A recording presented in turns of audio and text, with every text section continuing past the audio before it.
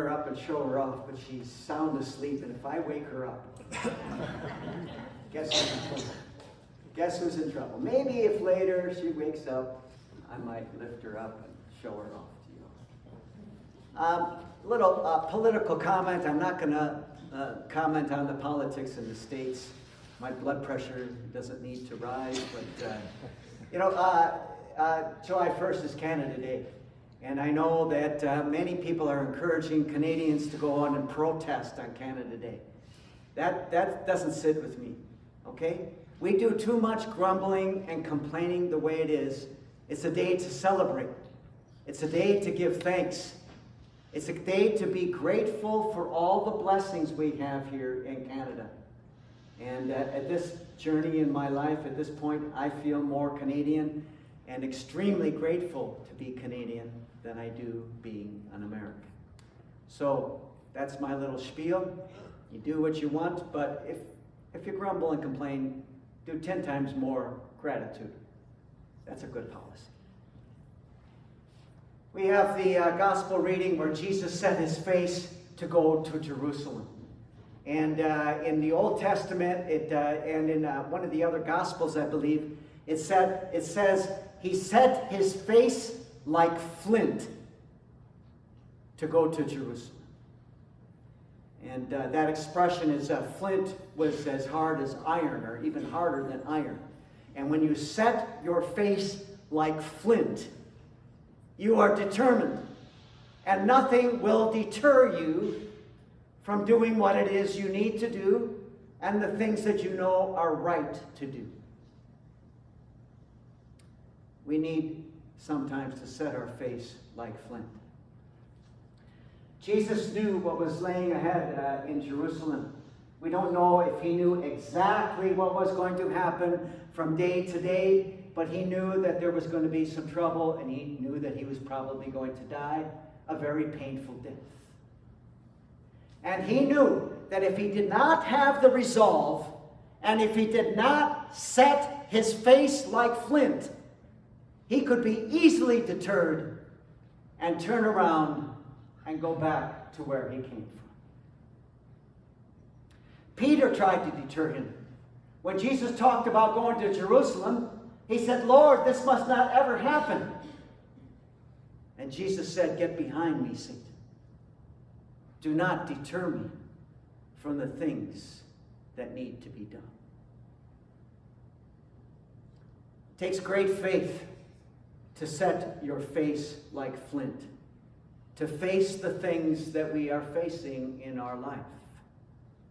And it's easy to be deterred. It's easy to step back and to isolate ourselves further. I think there's still a great number of people who are still isolated from the COVID. Okay? Probably many who haven't come back to church are still isolated in their homes and staying within their own bubbles. It might take some strength and courage to step out of that bubble. And maybe now is the time to set your face like flint and to go out, to go forward, and to move out of that isolation.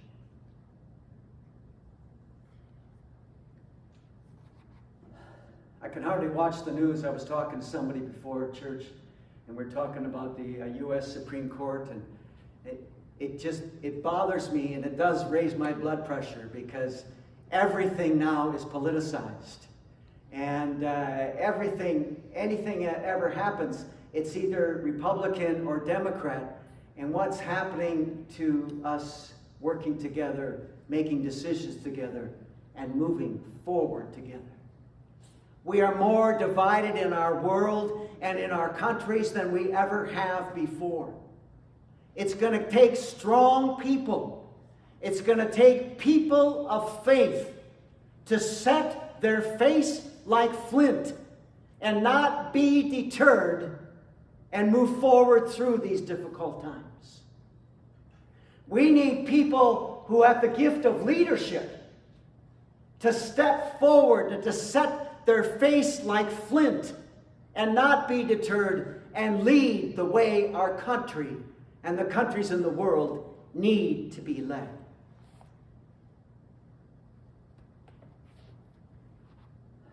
almost every week I talk to somebody who's facing difficult health situations.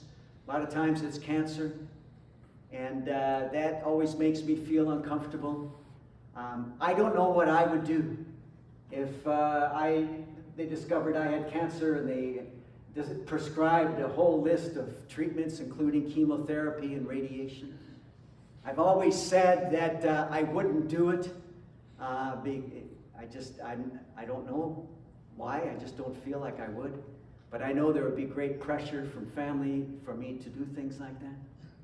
But when we face uncertain futures about our health, that's a time too to grab a hold of our faith and to set our faces like flint and say, it doesn't matter what is going to happen down the road. I'm going to face this with a strength that I didn't even know that I had. Because God is with me. God has given me this tremendous faith. And I'm going to use this faith now to go forward and not to be deterred. Two of the hymns this morning talked about when the evening gently closes in and we shut our weary eyes. And at that time, God will come with one more surprise. We're all going to have to face that time. I'm hoping, like my dad, I die suddenly. But most people don't. Most people go through a very long series of health issues and problems. And there's lots of ways for us to deal with these issues and problems. But in my opinion, there's one preferred way. To do it with your faith. To dig deep. You have this faith given to you by God. It's given to us at baptism. And it's nurtured throughout our lives, coming to church, sharing our faith and praying. Reach deep and lift up that faith and know that God will be with me and He will help me and my family through this difficult time. When we've been given the words that whatever we have is fatal, it's not a time to shrink and to hide and to be in denial and to become angry. It's the time for us to set our faces like flint and not be deterred and go forward with the strength of God in our hearts. This is the best way for us to face those last days. And it is absolutely the best way for your families, for you to face these days. Set your face like flint and do not be deterred. God is with you. Amen.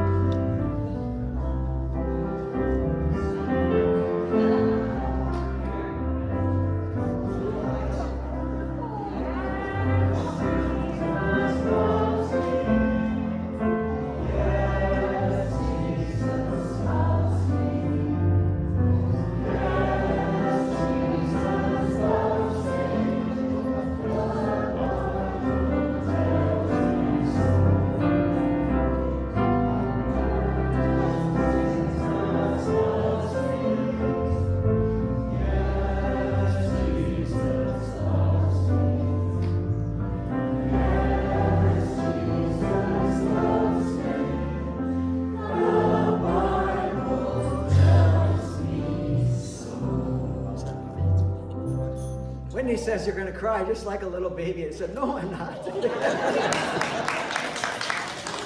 Anyway, let's extend our hands to one another. We'll sing it through just one time. The steadfast love of the Lord. The steadfast love of the Lord never ceases. His mercies never come to an end. They are new every morning, new every morning. Great is thy faithfulness, O Lord. Great is thy faithfulness. Great is thy faithfulness. Wait, do you want to come and get your kid? Go in peace, serve the Lord.